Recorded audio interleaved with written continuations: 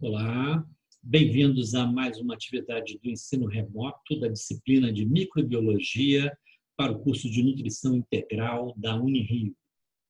Hoje nós vamos falar das DTAs causadas por salmonelas. Já fizemos inúmeras referências a essas bactérias, as salmonelas, e hoje nós vamos estudar detalhadamente essas bactérias.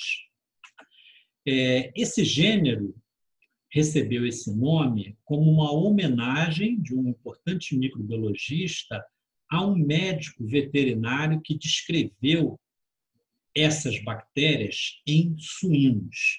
Então, Daniel Salmon era um médico veterinário que descreveu a salmonela causando doença em suínos.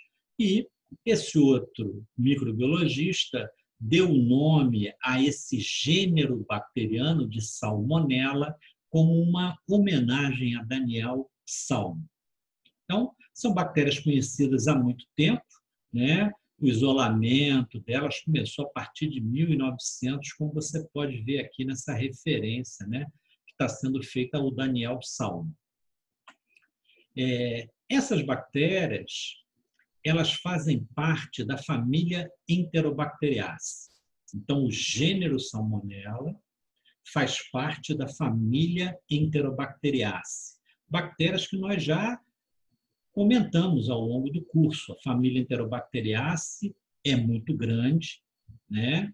Abrange grupos de bactérias como os coliformes, abrange espécies bacterianas como a Escherichia coli, que nós já estudamos em outras aulas. Hoje, dentro dessa família, nós vamos estudar especificamente o gênero Salmonella. Como qualquer membro da família Enterobacteriaceae, essas bactérias são bastonetes gram-negativos, não esporulados, não são exigentes nutricionalmente, fermentam a glicose com produção de gás. São catalase positivo e oxidase negativa. Ou seja, essas características são comuns a muitos gêneros e espécies da família Enterobacteriaceae. Uma característica importante no gênero Salmonella é que a maioria das espécies são móveis. Exceto duas espécies, que estão aqui só abreviadas, que nós vamos falar mais adiante, que são a Salmonella gallinarum e a Salmonella pullorum, que são imóveis. Nós vamos ver a importância, né, de ser móvel mais adiante. Então, a maioria das espécies do gênero Salmonella são móveis. Quando eu falo móveis, você tem que lembrar o quê? Possuem flagelo, ou seja, a sua motilidade é dada por flagelos. E o dado mais importante em relação à salmonela é que essas bactérias são incapazes de fermentar a lactose e são capazes de produzir gás sulfídrico, H2S. Então, aqui nós estamos vendo imagens de meios de cultura que são utilizados normalmente no isolamento de membros da família Enterobacteriaceae. Esses meios de cultura geralmente têm lactose. E por que eles têm lactose? Porque as salmonelas são bactérias lactose negativa. Então, quando você olha essa imagem aqui, você vê que no meio de cultura, as bactérias que fermentaram a lactose alteraram a cor do meio e as bactérias que não fermentaram a lactose produzem colônias da mesma cor do meio. Isso aí era muito importante no passado, porque a salmonela e a shigella compartilhavam essa característica de não utilizar a lactose. Então, uma outra imagem aqui, nós temos colônias em negro, são as colônias lactose positivo, e colônias incolores, que são as colônias lactose negativo. Com o progresso da microbiologia, surgiram meios específicos capazes de diferenciar esses dois gêneros, Salmonella e Shigella. E por que era importante essa diferenciação? Porque Salmonella e Shigella são enteropatógenos, causam salmonelose e shigelose, duas doenças importantes. Então, foram desenvolvidos meios de cultura capazes de diferenciar esses gêneros. E em que se baseava a diferenciação nesses meios de cultura? Através da prova do gás sulfídrico, se a bactéria produzia ou não gás sulfídrico. Por quê? Porque a salmonela, como nós vimos aqui, é H2S positivo, ou seja, ela forma colônias que ficam com esse aspecto negro da reação, que nós já vimos na aula de coliformes, quando estudamos os clostridios sulfito-redutores e outras bactérias, da reação do H2S com ferro. Então, essa reação de H2S com ferro dá esse precipitado negro, que dá essa característica típica aqui na colônia. A colônia fica negra. Então, as colônias de salmonela ficam negras e as colônias de Shigella se apresentam como bactérias que não fermentam a lactose. Então, esse meio de cultura aqui, que é chamado H. Salmonella Shigella, ele possibilita a diferenciação desses dois importantes gêneros de bactérias enteropatogênicas. A taxonomia do gênero Salmonella, ela é muito complexa. Ela apresenta nuances que, no início, vocês vão ter uma certa dificuldade de entender. Por quê? Porque, até agora, nós apresentamos a taxonomia das bactérias, uma taxonomia clássica, uma taxonomia onde o nome das bactérias era sublinhado ou grafado em itálico, o nome do gênero tinha sempre a primeira letra em maiúscula e o nome da espécie tinha sempre a primeira letra em minúsculo. Então, era fácil você reconhecer gênero, espécie, você já está acostumado na grafia, né, dessas bactérias. A grafia das bactérias do gênero Salmonella foge a essa regra. Então, não estranhem, durante a apresentação, vocês verem citações de nomes de bactérias que fogem àquelas regras da taxonomia clássica. E a taxonomia das bactérias do gênero Salmonella, ela geralmente tem um enfoque. Ela tende a, através do nome, passar uma informação importante para você. Então, quando você olhar a taxonomia das bactérias do gênero Salmonella, você vai ver que, com prática, é fácil você reconhecer o que aquele nome, em termos taxonômicos, está indicando para você. Bom, existem algumas classificações de bactérias do gênero Salmonella que valorizam o hospedeiro, o principal hospedeiro da bactéria. Isso aí é extremamente importante, por quê? Porque nesse hospedeiro, onde a salmonela está altamente adaptada, ela causará uma doença grave. Essa salmonela poderá infectar novos hospedeiros. Se isso ocorrer, a infecção nesses novos hospedeiros, né, de espécies diferentes em relação ao hospedeiro original, se isso acontecer, a doença nesses outros hospedeiros será uma doença não tão severa, será uma doença branda. Por quê? Porque a salmonela não está adaptada a causar doença nesses hospedeiros. Então, existem classificações, a classificação que nós vamos ver agora, ela dá um enfoque importante no hospedeiro da salmonela, ou seja, naquele hospedeiro que está sendo enfocado, aquele hospedeiro que está sendo enfocado na classificação é o hospedeiro onde a bactéria causa a doença mais grave. Pode ocorrer dessa bactéria infectar novos hospedeiros, novos animais? Sim, mas a infecção nesses novos animais será uma doença branda em relação àquela causa nesse hospedeiro para o qual ela tem uma alta adaptação.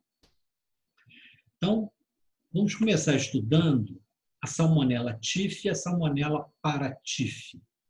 Como você pode observar, a grafia do nome dessa bactéria é bem diferente, né? Foge àquela regra da taxonomia clássica, como eu falei. Então, isso é normal acontecer dentro desse gênero. Você encontrar, né, algumas grafias que fogem àquela taxonomia clássica. Salmonella typhi e paratyphi são bactérias altamente adaptadas ao ser humano. Então, elas causam doença grave no homem. E elas têm uma adaptação tamanha ao homem que elas são incapazes de causar doença em outros hospedeiros animais. Então, elas só vão causar doença no homem. Quais as doenças que elas causam? A Salmonella typhi causa a febre tifoide e a Salmonella paratyphi causa a febre paratifoide. Duas doenças extremamente importantes, correto? Só acontecem no homem. Por quê? Porque a Salmonella typhi e a Salmonella paratyphi são altamente adaptadas a causar doença no homem. Agora nós vamos ver um grupo de salmonelas que tem um hospedeiro principal, um hospedeiro para o qual ela é extremamente adaptada e que vai causar uma doença grave nesse hospedeiro, mas ela pode vir a infectar novos hospedeiros, causando doenças brandas. Então, algumas dessas salmonelas. Salmonella gallinarum. Salmonella gallinarum, como esse nome aqui indica, infecta aves. Salmonella pullorum, como esse nome indica, infecta preferencialmente aves. Salmonella abortus ovis, como o nome indica, infecta preferencialmente ovinos. Salmonella abortus equus, infecta preferencialmente equinos. Salmonella cholera suis, infecta preferencialmente suínos. Então, você vê que o nome dado a essas bactérias do gênero Salmonella faz uma referência específica ao principal hospedeiro para os quais estas bactérias estão adaptadas. Neles, essas bactérias vão causar uma infecção extremamente grave. E elas podem ser transmitidas a outros hospedeiros animais, causando doença, mas não tão grave. Eventualmente, a denominação da salmonela não faz essa referência ao animal para o qual ela tem uma preferência, né? Faz referência, por exemplo, aqui a uma região, a uma cidade. Então, Salmonella Dublin. Ela afeta especificamente, preferencialmente, melhor dizendo, bovinos. Perfeito. Por que essas salmonelas são importantes? Essas salmonelas, elas afetam animais que são animais de criação, animais que são criados com um objetivo econômico. Então, você aproveita a carne desses animais, você aproveita os ovos, você aproveita o leite, você aproveita o couro. Então, quando esses animais sofrem infecção por essas salmonelas, existe a geração de um grande problema econômico. Além disso, essas salmonelas elas podem se disseminar para outros hospedeiros. Então, outros animais podem vir a ter salmonelose por essas salmonelas. Salmonelose não tão grave quanto nesses animais de origem. Perfeito. E um outro detalhe importante é que mesmo animais silvestres podem vir a se infectar por essas salmonelas. Então, essas salmonelas são um grande problema. Por quê? Porque muitos animais silvestres acabam se contaminando e você tem um círculo vicioso, animal domesticado, animal silvestre, trocando aí essas salmonelas. Isso, principalmente, é importante quando esses animais silvestres transitam de uma região para outra, né? De uma fazenda para outra, levando aí a salmonela. Existem salmonelas que são muito adaptadas tanto a homens como outros animais. Então, elas vão causar infecções graves tanto no homem como em outros animais. E essas salmonelas são a salmonella typhimurium e a salmonella enteritidis. A salmonella typhimurium ela circula entre bovinos, suínos, equinos, aves, ovinos e pode ser transmitida ao homem. E a salmonella enteritidis transita entre aves, roedores silvestres e pode ser transmitida ao homem.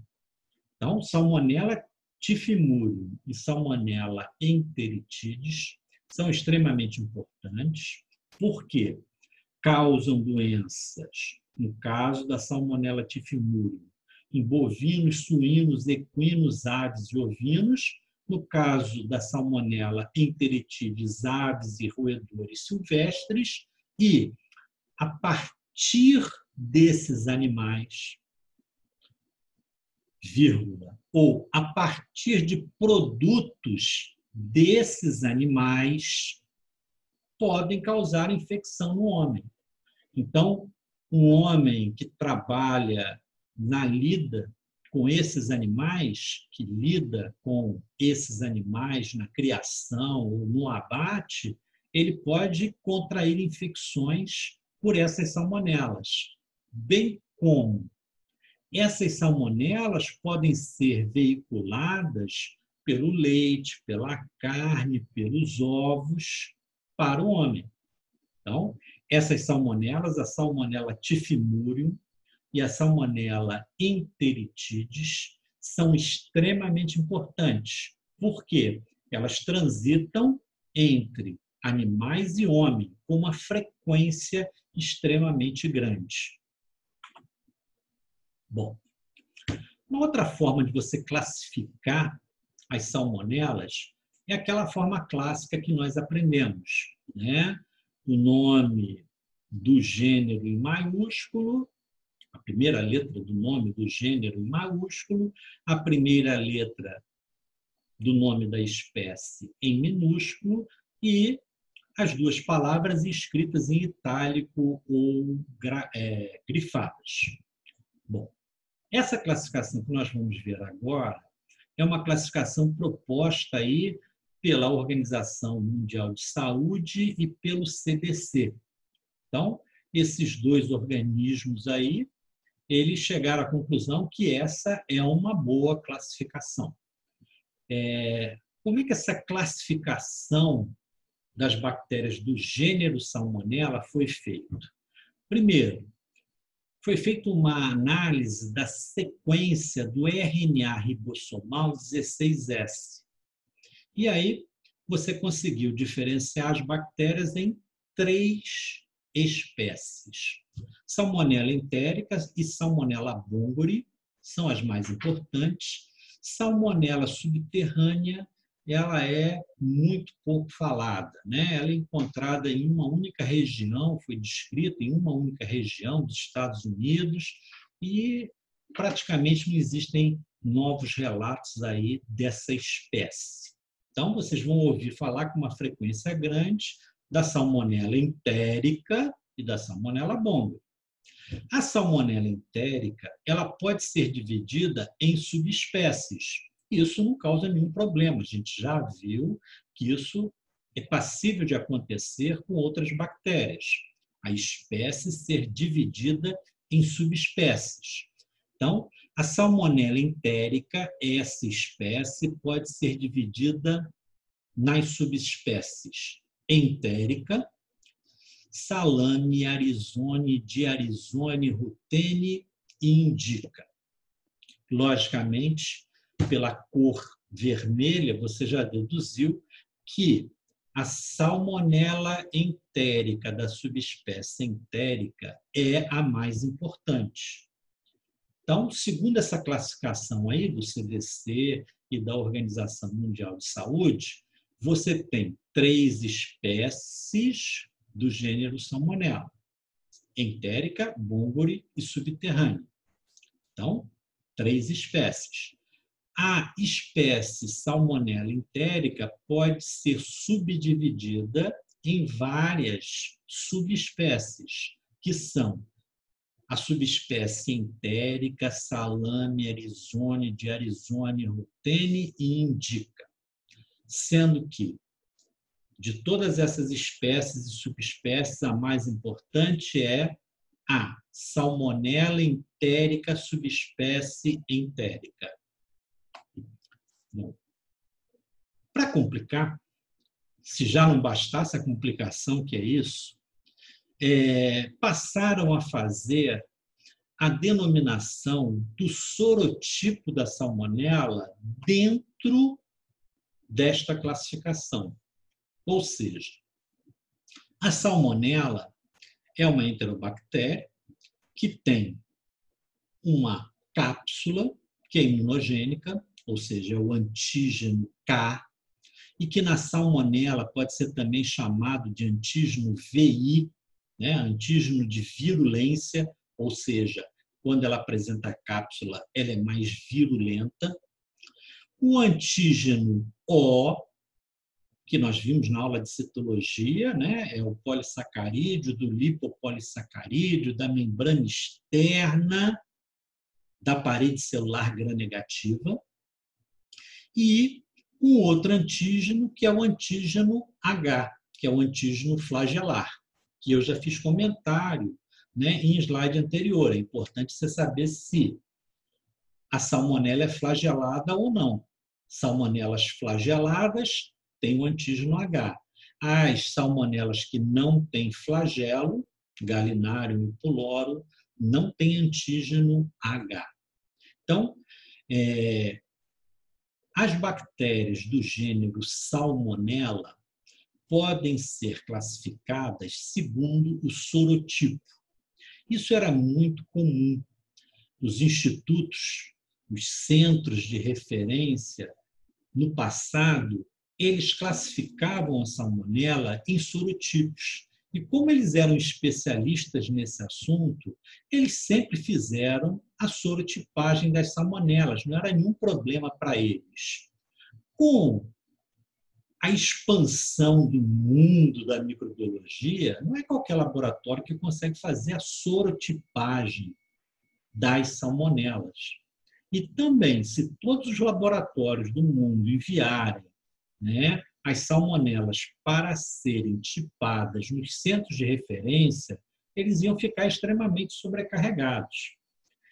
Então, a sorotipagem é uma ideia excelente para os centros de referência de salmonelas.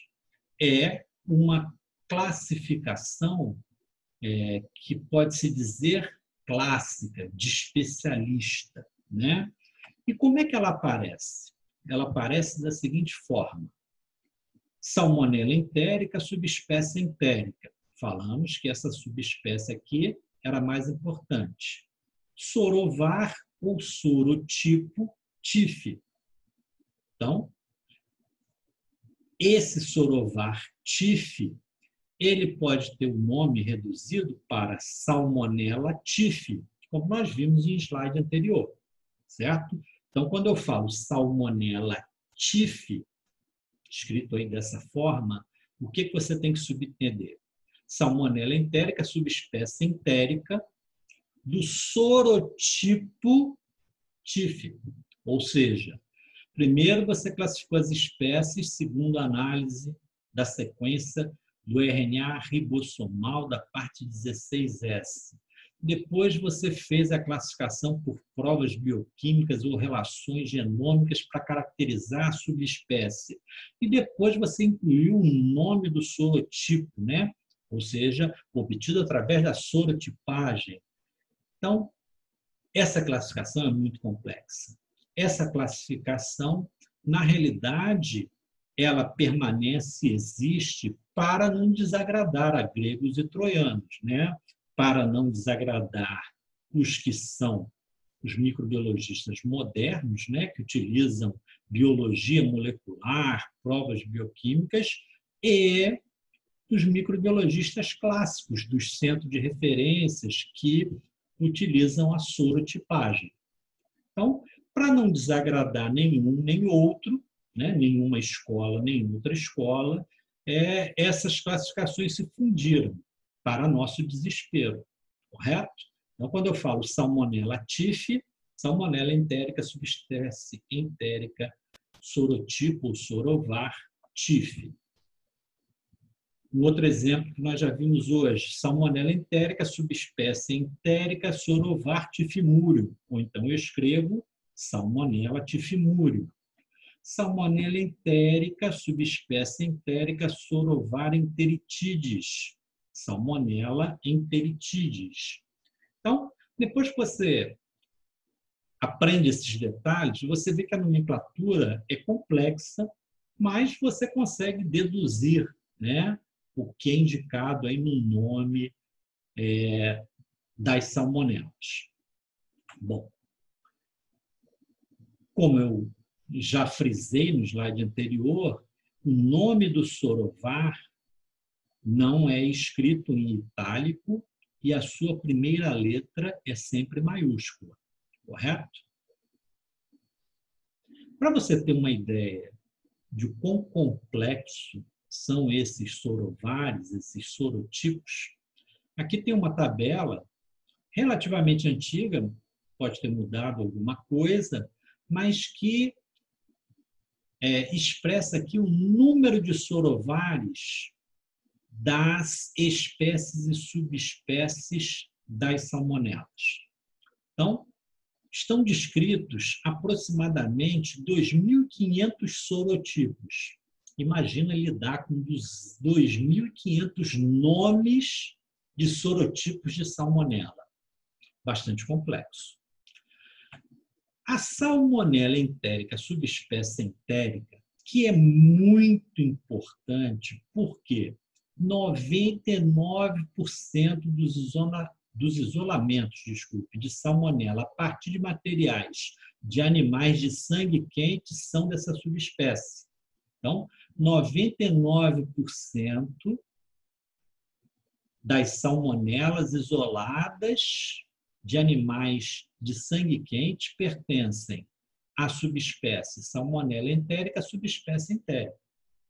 O grande problema é que essa subespécie apresenta 1.490 sorovários, 1.490 sorotipos, né? Essas outras subespécies, a Salame arizone, de Arizone ruteni indica, elas têm uma importância relativa, são importantes, mas não têm a importância da subespécie entérica, Salmonella entérica, subespécie entérica. Por quê? Porque elas são encontradas em animais de sangue frio, então anfíbios, peixes, répteis e, consequentemente, como elas são eliminadas nas fezes, você pode encontrar no ambiente. Então, essas salmonelas aqui das subespécies da espécie Salmonella entérica, Salani arizone, Diarizone, Rutene e Indica, elas são importantes do ponto de vista de amostras ambientais. Então, amostras ambientais podem ter essas bactérias. E materiais, né, e que entrem em contato com animais de sangue frio ou os próprios animais de sangue frio podem ter essas subespécies da Salmonella entérica. Então, você viu que agora ficou bem mais fácil, né? Nós reduzimos a subespécie Salmonella entérica, subespécie entérica, a 1.490 sorovários. Bom, a Salmonella bongari, por sorte, ela não é importante para nós, porque ela só é encontrada em um lagarto no Chad, ou seja, esse lagarto não será citado nem será objeto da nossa aula. Nós vamos ficar preferencialmente com a Salmonella entérica, subespécie entérica, porque é essa aí que é a mais importante em animais de sangue quente. Durante um grande período de tempo, as salmoneloses foram estudadas por médicos. Então, os microbiologistas eram médicos, né? E era muito importante para eles relacionar a bactéria à síndrome clínica que ela causava. Por quê? Porque Salmonella typhi e Salmonella paratyphi causavam doenças extremamente graves. Doenças que não fossem tratadas adequadamente podiam evoluir para o óbito do paciente.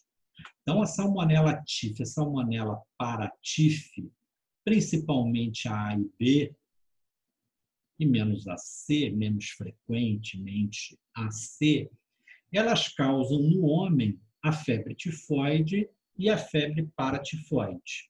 Qual a diferença de febre tifoide para febre paratifoide? A febre tifoide, ela tem uma cronicidade maior e ela tem uma gravidade maior que a febre paratifoide. Mas são duas doenças extremamente importantes que são agrupadas como febres entéricas. Então, dentro do capítulo salmoneloses, quando você fala febre entérica, você está se referindo especificamente a duas doenças, a febre tifoide e a febre paratifoide, que, logicamente, são causadas pelas salmonelas tifoides. Então, quando a gente fala salmonelas tifoides, são a Salmonella typhi e a Salmonella paratyphi. Perfeito. Existe um outro grupo de salmonelas importante, que são as salmonelas não tifoides. Bom, faz todo sentido. Se o grupo anterior era Salmonella tifoide, essas são as salmonelas não tifoides, ou seja, são espécies diferentes dessas que nós acabamos de comentar. Entre as salmonelas não tifoides se destacam a Salmonella enteritidis e a Salmonella typhimurium. Então, os sorotipos enteritidis e typhimurium são as mais importantes. São as que causam as infecções entéricas e as infecções extraintestinais. Então, essas salmonelas não tifoides, elas podem causar uma infecção autolimitada no trato digestório, vai causar uma infecção intestinal típica, né? O indivíduo vai ter dor abdominal, o indivíduo vai ter diarreia, o indivíduo vai ter um quadro de uma infecção intestinal. Perfeito. São as infecções entéricas. Elas são autolimitadas ao trato digestório. A infecção fica ali no intestino e a bactéria não se dissemina pelo hospedeiro. Já as infecções extraintestinais, elas são totalmente diferentes. A bactéria só passa pelo intestino. Então, ela penetra com água e alimentos, chega no intestino, vence o epitélio da mucosa intestinal, passa para a submucosa e atinge o sangue e vai causar infecções em vários órgãos. Então, são infecções extraintestinais, ou seja, a bactéria conseguiu invadir a mucosa, chegar à submucosa, atingir a corrente sanguínea e, a partir da corrente sanguínea, ela atinge outros órgãos. Então, é uma infecção extraintestinal. Mas, de modo interessante, elas tiveram o mesmo trajeto das infecções entéricas. Ou seja, você ingeriu ela junto com água e alimentos, ela colonizou o seu trato digestório, mas ela foi capaz de invadir as células da mucosa, chegar até a submucosa, ir para a corrente sanguínea e atingir diversos órgãos. Então, as salmonelas não tifoides, representadas pela salmonella enteritidis e pela salmonella typhimurium, são capazes de causar esses dois quadros: as infecções entéricas e as infecções extraintestinais. Então, você não deve manifestar estranheza, por exemplo, quando alguém fala: o indivíduo teve uma meningite por salmonela, né? Às vezes as pessoas associam salmonela a infecções entéricas sempre. Não. A salmonella enteritidis e a typhimurium, existem algumas amostras dessas bactérias que são extremamente especializadas em causar infecções em outros órgãos, que não o intestino. Bom, voltando para a febre tifoide e paratifoide, né, as febres entéricas, a Organização Mundial de Saúde estima que existam 11 a 20 milhões de casos de febre tifoide, e aí a gente pode incluir também a febre paratifoide, no mundo, resultando em 128 mil a 160 mil óbitos por ano. Então, são doenças extremamente importantes.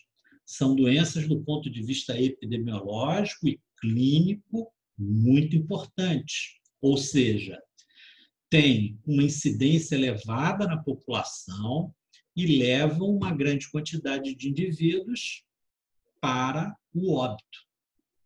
Felizmente, a febre tifoide e a febre paratifoide, elas já foram controladas no Brasil. Então, apesar do Brasil ainda estar aqui no grupo em que a incidência pode ser considerada moderada, hoje em dia você tem que ter muita atenção com esses países da África e com a Índia e alguns países próximos. Essas áreas são as áreas quentes, as áreas vermelhas, as áreas onde a incidência da febre tifoide e da febre paratifoide é bastante elevada. Então, a maior parte dos casos de febre tifoide e paratifoide que existem hoje no mundo estão aqui nessas regiões. Para você ter uma ideia, aqui no Brasil existiram 4.955 casos notificados. Foram notificados à vigilância sanitária como suspeitos de febre tifoide e febre paratifoide, do ano de 2010 a 2019. Então, uma ocorrência de doença, de notificação de doença relativamente baixa. E, desses casos, somente 1.127 foram confirmados, ou seja, 4.955 foram notificados à vigilância sanitária, A vigilância sanitária investigou clínica e laboratorialmente e só confirmou 1.127 casos. Então, é uma incidência de doença extremamente baixa. Então, podemos dizer que o Brasil já controlou a incidência aí da febre tifoide e da febre paratifoide. Poderíamos falar essa frase com mais orgulho se a incidência da doença fosse igual em todas as regiões do país, mas isso não ocorre. Se você observar aqui essa linha em cinza, é a incidência de febre tifoide e paratifoide na região norte. Então, a região norte concentra 70,28% dos casos de febre tifoide e paratifoide. Então, nós poderíamos dizer que no sul e no sudeste, no centro-oeste e menos no nordeste, essas doenças já estão controladas. Na região norte, essas doenças ainda ocorrem com uma frequência elevada, com uma incidência elevada. E esses dados aqui são relativamente recentes, né? Foram tirados do boletim epidemiológico do mês 08 do ano de 2020. Bom, e as salmonelas não tifoides, as NTS? Então, elas causam infecções entéricas e infecções extraintestinais. Qual é a importância delas? Esses dois organismos aqui, a Organização Mundial de Saúde e a Organização de Alimentos e Agricultura, eles consideram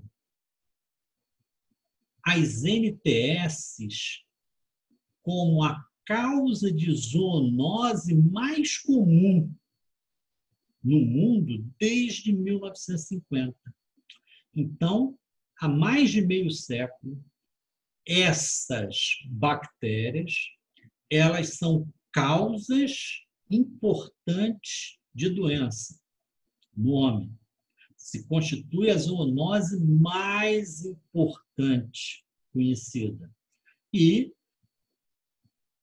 essa importância está sendo mantida desde 1950.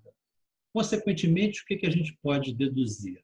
Que ainda não existem medidas efetivas de controle das salmonelas não tifoides. E por que isso? Como elas constituem zoonoses, como elas ocorrem em animais, e a partir dos animais elas são transmitidas para o homem, é muito difícil você estabelecer o controle. Então, quem trabalha com animais, um veterinário, um indivíduo que trabalha no abatedouro, um indivíduo que trabalha numa fazenda, pode ter essas salmoneloses. É difícil você controlar isso, porque eles lidam diariamente com esses animais. E quem consome alimentos oriundos desses animais também pode ter uma DTA por essas bactérias. Então, as NTS, essas salmonelas não tifoides, são extremamente importantes. A estimativa desses órgãos é que ocorram 94 milhões de casos por ano. E desses 94 milhões de casos, 86% são DTAs. Então, chegamos agora ao aspecto mais importante dessa aula. Qual é? Reconhecer que as salmonelas não tifoides são extremamente importantes como causa de DTAs. 86% das infecções causadas pelas salmonelas não tifoides são caracterizadas como DTAs. Então, as salmonelas não tifoides são muito importantes no mundo e são muito importantes no mundo como causa de DTAs. Infelizmente, quando a gente observa a incidência de infecções entéricas no Brasil, a gente fica decepcionado. Ou seja, se nós estudarmos as DTAs que ocorrem aqui no Brasil, o número de surtos relatados é extremamente baixo. São 250 surtos que foram causados por NTS, por salmonelas não tifoides. Isso contrasta, logicamente, com a grande prevalência, né, dessas bactérias no cenário mundial. Isso vai ao encontro de algo que nós já comentamos anteriormente, né? Existe uma grande subnotificação das DTAs. E as DTAs, por essas salmonelas não tifoides, certamente são muito subnotificadas. De 2010 a 2019, você ter só, né, 250 surtos causados por essas bactérias é um número muito pequeno comparado aí com esses dados apresentados pela Organização Mundial de Saúde e pela FAO. Bom, tirando esse aspecto de lado, onde ocorrem esses surtos de DTAs causadas pelas salmonelas não tifoides? Eles ocorrem de modo diferente nos estados do Brasil. E esse dado é bastante intuitivo, ou seja, você tem uma grande ocorrência de surtos no Rio Grande do Sul, Santa Catarina, Minas Gerais e Pernambuco.